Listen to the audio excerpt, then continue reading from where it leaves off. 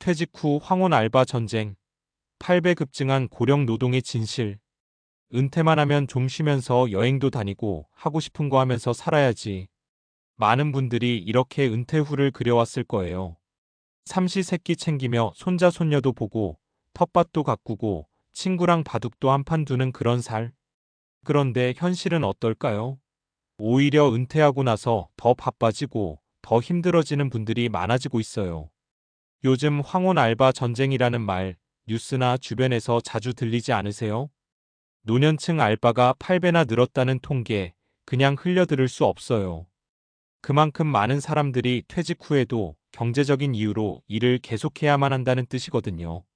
물론 건강도 좋고 일할 수 있으니 다행이라 여길 수도 있지만 진짜 이유는 살기 위해라는 말이 대부분입니다. 우리 부모님, 이웃, 심지어 내 이야기일 수도 있는 이 현실. 지금부터 왜 이런 일이 벌어지고 있는지, 그리고 우리가 어떻게 은퇴 후 삶을 준비해야 하는지 함께 이야기해 볼게요. 1. 늘어나는 황혼의 노동. 왜? 통계청 자료를 보면 최근 5년 새 고령층 아르바이트 인구가 8배 이상 늘어났대요. 예전에는 70세 넘으면 대부분 일을 쉬었죠.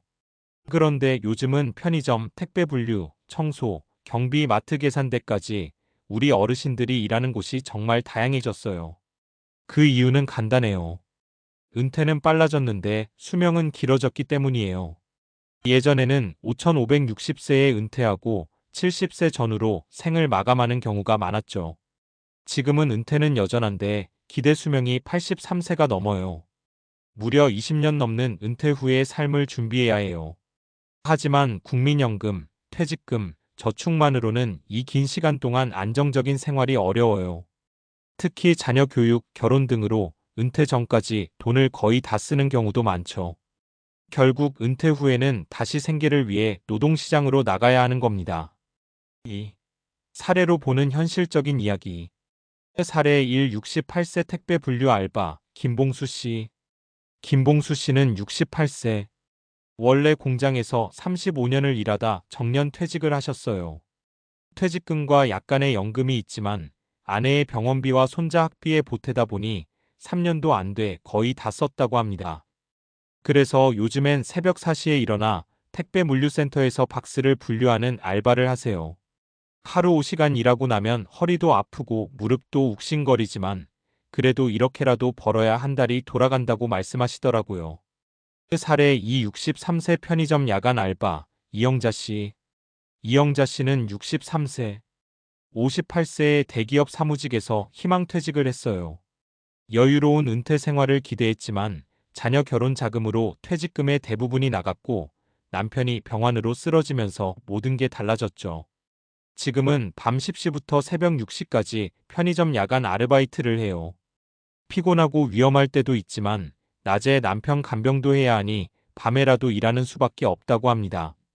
내가 이렇게 늦게까지 일할 줄은 몰랐다는 말이 아직도 귓가에 맴돌아요. 사례 3. 71세 공공근로 참여자 박정임 할머니. 박정임 할머니는 71세. 동사무소에서 모집한 공공근로 일자리로 주 3일 마을 환경 정비를 하십니다. 하루 3시간 일하고 받는 수당이 많지는 않지만 아무것도 안 하면 우울해질까봐 신청했다고 해요. 일도 일인데 소속감이 좋아서 계속하고 싶다고 하시더라고요.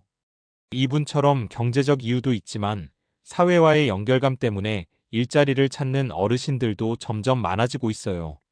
3. 일할 수 있어 다행? 진짜는 불안. 고령층이 일하는 걸 보고 어떤 사람은 그래도 건강하니 일하시는 거지라고 해요. 틀린 말은 아니지만 진짜 이유는 생계를 위해 어쩔 수 없이라는 경우가 대부분이에요. 게다가 문제는 더 있어요. 불안정한 고용 대부분 일용직, 단기 계약, 시간제라서 안정성이 떨어져요. 낮은 임금 최저임금도 안 되는 경우가 있고 실수령은 교통비 빼면 얼마 안 돼요. 근로환경 문제 고령자에게 무리가 가는 일도 많고 산재 위험도 큽니다. 그러니 단순히 일하니 다행이 아니라 왜 일을 해야만 하는 상황인지를 먼저 들여다봐야 해요. 4. 우리는 어떻게 은퇴를 준비해야 할까? 지금 4050대 심지어 30대인 분들도 이 이야기가 남의 일이 아니에요. 지금 준비하지 않으면 나중에 우리도 황혼 알바 전쟁의 당사자가 될 수 있어요. 그래서 은퇴 준비 이렇게 시작해보면 어때요? 1. 돈보다 중요한 건 지속 가능한 일. 은퇴 후에도 하고 싶은 작은 일을 미리 만들어 보세요. 좋아하는 취미가 소득이 될 수도 있어요. 예를 들면 바느질 잘하면 마을 공방 운영, 요리 좋아하면 소규모 쿠킹 클래스, 글 잘 쓰면 블로그 수익화, 전자책 출간 등. 중요한 건 지속 가능하고 즐겁게 할 수 있는 일을 은퇴 전에 만들어 두는 겁니다. 2. 연금 정말 꼼꼼히 챙기기. 국민연금, 퇴직연금, 개인연금 무조건 가입만 한다고 되는 게 아니에요. 어떻게 수령하고 얼마나 받을 수 있는지를 정기적으로 점검하세요. 필요하면 재무 상담을 받는 것도 추천해요. 3. 지출 구조 바꾸기.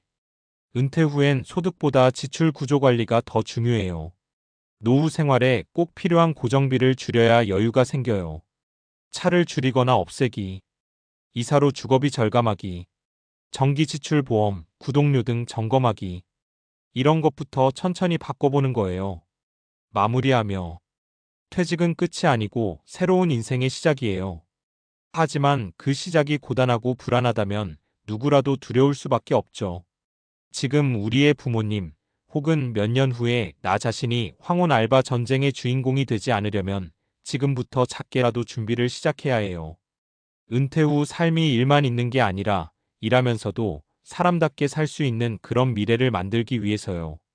지금까지 은퇴 후 황혼 알바 증가 현상과 그 배경, 그리고 개인의 사례와 은퇴 준비 방향에 대해 이야기했는데요.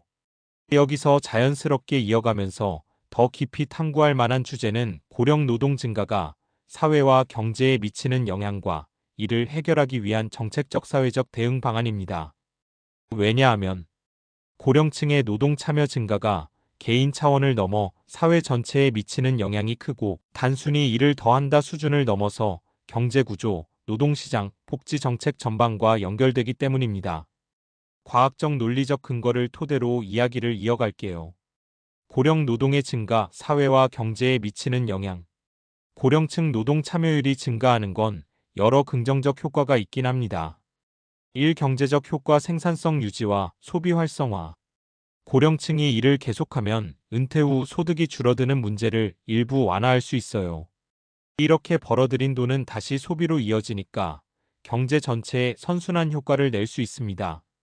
실제로 OECD 국가들 중에서는 일본, 독일 등 고령층 노동 비율이 높은 나라들이 GDP 성장에 긍정적 영향을 받는 사례가 보고되고 있죠.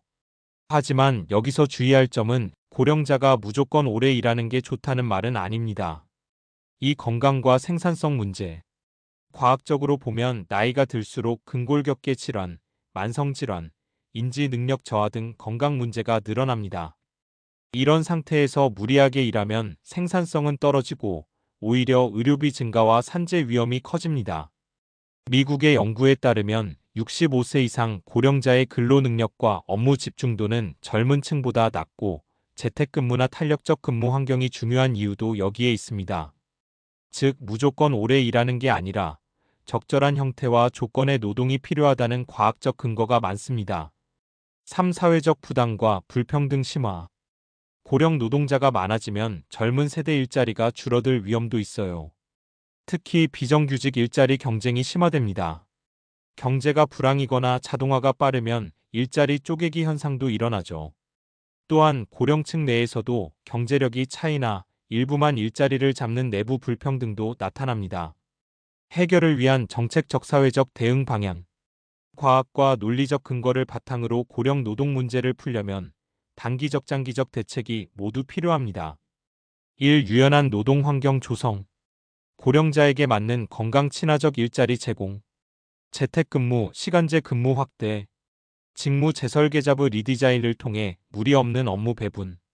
미국, 일본 등 선진국은 이미 이런 방식을 적극 도입해 성과를 내고 있습니다. 2. 평생 학습과 재교육 지원. 나이가 들어도 새로운 기술이나 직무를 배울 수 있는 평생 교육 체계 구축. 특히 디지털 역량 강화 프로그램이 필수. 이를 통해 고령자도 생산성을 유지하거나 새로운 분야에 진출할 수 있도록 지원.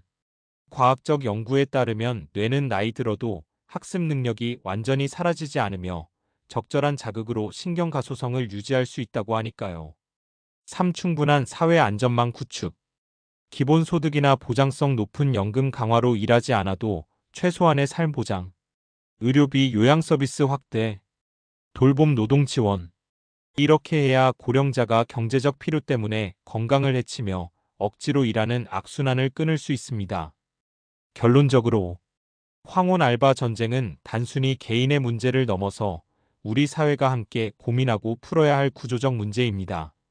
고령층의 노동은 건강하게, 즐겁게, 그리고 선택적으로 가능해야 하며 사회는 이에 맞는 제도와 문화를 만들어야 해요.